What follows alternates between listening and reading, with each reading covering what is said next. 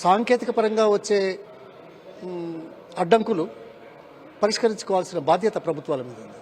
ఇప్పుడు ఇన్ని రోజులైందే expert committee ఇంకా అపాయింట్ చేయలేదు, రిపేర్స్ మొదలు పెట్టలేదు. కానీ ఆస్తులను కాపాడుకోవాల్సిన బాధ్యతను విస్మరించి 3 సార్లు 4 సార్లు ప్రజెంటేషన్లు.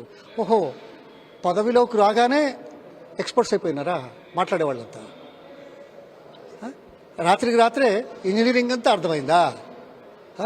3,000 కోట్లు కూడా కానటువంటి ఒక బరాజ్లో, ఖర్చు కాని బరాజ్లో 86 పిల్లలుంటే 3 పిల్లలకు నష్టం జరిగినట్టుగా మనకు కనపడితే 1,00,000 కోట్లు అనే దౌర్భాగ్య మాటలు ఏ రకంగా వచ్చాయి అంటే దాని అర్థమైంది ఇది రాజకీయ కోణం తప్ప ఇంకో కోణం.